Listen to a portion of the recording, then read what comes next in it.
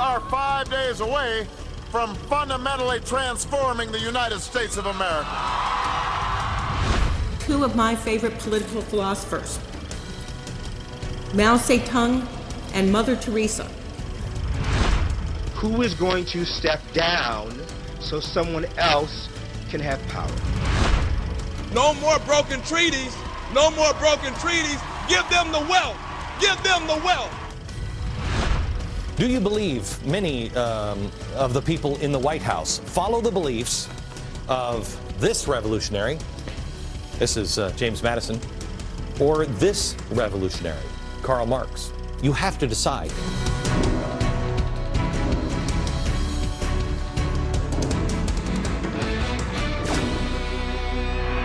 Hello, America, and welcome to the second installment of our special crash course in Glenn Beck. I'm Judge Andrew Napolitano. Many of you have written in and told us you missed a lot of programs and wish you could get caught up on all of the mind-blowing stuff Glenn's been talking about this year. This week is your chance. And if you're just tuning in for the first time, you picked up at the right time. Last night we learned all about the economic transformation of America. Tonight, the Cliff Notes version on the radicals that surround the president to help him fundamentally transform America. Since the president has said in the past that the Constitution is fundamentally flawed, since this president has surrounded himself with out-and-out radicals, some of them are socialist, one of them was a communist, isn't it reasonable to ponder the question, what kind of transformation is he shooting for? I have pondered that question for many months, and I don't have an answer. But I've also pondered this. If you wanted to use emergencies, if you were that kind of person, if you were a radical, and God forbid you wanted to take control of a country because it was the right thing to do, the people were too stupid.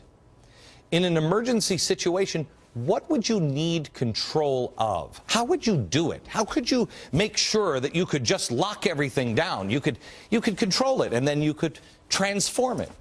This is just a list I've come up with. I mean, I don't know. Manufacturing and industry, financial, media, communications, the military, energy, and education. Got it? Education is really more long-term. If you wanted to have command and control, if you needed to control it, you'd need to do manufacturing and industry, right?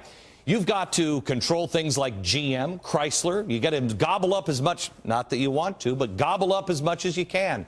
Then you control labor. If you control labor, you control industry. Well, guess who controls labor? Unions. Unions have more power than the average American. You know it and I know it. The #1 visitor in the White House is Andy Stern, the president of SEIU.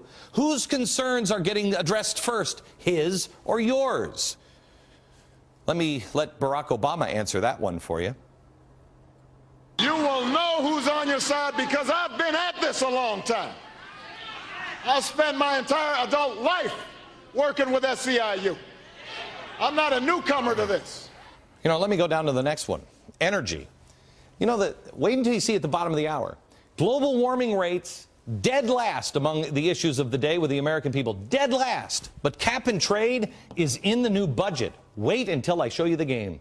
At the bottom of the hour, the president is putting phantom profits into the budget from an energy policy we're nowhere near, close to passing. What does he know that I don't know? I mean, I don't want to hurt Mother Earth, and I don't think you do. But yet, they're going to force us to go green. How? Cap and trade. Watch. Under my plan of a cap and trade system, electricity rates would necessarily skyrocket. What is that going to do to our financial system? How about media and freedom of speech? How about the internet? Any network who doesn't get the thrill up their leg when listening to the president is harshly declared not a news network. The diversity czar at the FCC wants people to, quote, step down so someone else can have power, end quote. President Obama has tried to intimidate TV pundits as an enemy of reform in the State of the Union address. And boy, look what they are trying to do to the internet. Grab power. Education. They're nationalizing the student loan industry. That's part of this. And education. Now, education is much longer term. Now, this would mean that from cradle to grave, The state would have a grip on our educational system, already loaded with anti-capitalist propaganda, progressive revisionist history. In normal times, it would be outrageous to think anyone in our government, anyone, would want to fundamentally transform us into anything but a better, freer society as our Constitution dictates. But we're not living in normal times. I want you to remember some of the radicals the president has placed around himself and some of the things that those radicals have said. Watch. We're trying to use the power of persuasion. And if that doesn't work, we're going to use the persuasion of power. No, we're going to change the whole system. We're going to change the whole thing. We're not going to put a new battery in a broken system. We want a new system. We kind of agree with Mao that political power comes largely from the barrel of a gun. You never want a serious crisis to go to waste. We took names. We watched how they voted. We know where they live. These are the people advising our president. You know about his other influences as well, Jeremiah Wright and Bill Ayers. Unthinkable, unthinkable. The Constitution is the fundamental law of the land, and everybody that works for the government takes an oath to uphold the Constitution. This government and this administration doesn't care about the fundamental law of the land. They want to change radically the way in which you live. They want to do it through changing manufacturing and industry. Why else would the government take over General Motors and Chrysler? They want to change it through banking institutions. Why else would the government force banks to sell their stock to the government when the banks didn't need the government money and didn't want the government involved? Why else would we have cap and trade? Do you really want a federal agent coming to your house to measure the thickness of the glass on your kitchen window before you can sell it to somebody that's ready to buy it? We have to watch out for all of this stuff because it's very subtle and yet potent ways that this government wants to take away our freedom and wants to enable itself to control our lives.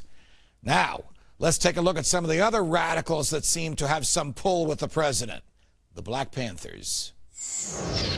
Media seems fairly disinterested in the Black Panther case that was dropped by the Justice Department and Eric Holder. This is incredible. Remember the footage from the 2008 presidential election. This is the new Black Panther Party members. They're standing in front of a polling location in Philadelphia, full uniform, wielding a police-style baton weapon. They are clearly trying to intimidate potential voters. They're calling people cracker. What are you doing here, cracker? Now, how many times have you seen guys in uniform with baton weapons in front of your polling place calling people cracker? Happens all the time, right? Well, a complaint was filed in the U.S. District Court in Philadelphia against Shamir Shabazz and Jerry Jackson. They're part of a national effort by the Black Panthers to station members at polls and intimidate. After the case was effectively won by the DOJ and then a default sentencing was imminent in May of 2009, the DOJ made the unheard of move to suddenly file a notice of voluntary dismissal of the lawsuit for the two defendants. Wow, why would, really, what happened here? There had to be some reason for the sudden turnaround, right? Some logical explanation, because certainly our administration and our DOJ wouldn't accept this from white people, black people, Asian, it doesn't matter. You wouldn't accept this. This goes to the core of our republic. Maybe the defendants were unaware that they were standing in front of a polling location and it was a big mix-up. Unfortunately, we have the videotape. It shows that they did. So maybe they, you know what? Maybe they were just very, very sorry for violating Americans' rights and engaging in activity that African Americans of all people should see and be offended by. Everybody. I mean, how long did this country have to fight to stop this kind of stuff from white people doing it to black people? Stop. Okay, that didn't happen either. We're down to one. We're down to one other option. Maybe these guys just really, really hate white people. Now that's presumptuous for me to say, but warning if you have kids in the room, this is pretty disturbing stuff. Shamir Shabazz said that very thing directly. Here it is. I hate white people. All of them. Every last iota of a cracker, I hate it. because we're still in this condition, man. We didn't come out here to play today. There's too much serious business going on in the black community to be out here sliding through South Street with white, dirty, cracker whore on our arm. You want freedom? You're gonna have to kill some crackers. You're gonna have to kill some of their babies. Let us get our act together. I think it's pretty clear he hates white people. If that's not the definition of a racist, I don't know what is. He doesn't just hate all of white people. He hates, he doesn't like one iota of them. In fact, he wants to kill them and their cracker babies. Now I'm really having a hard time with the Justice Department. They're letting this guy walk. I'm not an expert in justice, but I am a thinker, and this doesn't sound like justice. This doesn't sound like something that's going to bring us all together. There has to be some reason for the flip. Because seeing the video of the guy who wants to kill crackers and cracker babies, standing with a club outside of a polling location, really doesn't help the defense's case. So why drop it? Well, maybe it was a little favor for all of the support of the new Black Panthers that they gave Barack Obama during the election. I interviewed their top guy leading up to the election. It was one of the creepiest moments on TV. He at one point closes his eyes and starts to pray. And when I went into a commercial break, the floor staff said, "Oh my gosh, that was creepy." This is before we knew anything really about Barack Obama, before we really started digging into his past. Watch what he said. If you had to understand that your ancestors had been in slavery and bondage for 300 years, that your ancestors had been denied the right to become policemen, firemen, attend schools, get mortgages, and face, how would you feel? I tell you, I would feel so unbelievably proud that that country has made so much progress that the richest woman in America is Oprah Winfrey, and possibly the next president is also an African American. I'd feel pretty darn good that we've made an awful lot of progress. Obama's message is to come together. Yet your message, according to your website, is the trials of blacks only by all black juries, end of all black cooperation with police departments, and a separate country for African Americans. How is Obama your man? Obama is my man because I believe he can change America. And I pray to Almighty God that America will listen to and follow Barack Obama, black or white or whoever you are. I say that Barack Obama is the true salvation for America, and to bring us beyond the negative and the nasty and the injustices that have caused persons like Reverend Wright or myself to speak out. Barack Obama, I pray, Glenn, that you will support him. Yeah, his prayer didn't work out. He was praying that Obama would get us past the injustices. Well, isn't this case being dropped an injustice? It doesn't matter. Martin Luther King, content of character, not the color of skin. It doesn't matter what color someone's skin is. This is an injustice. Why would Barack Obama want to side with the Black Panthers, who were clearly intimidating voters?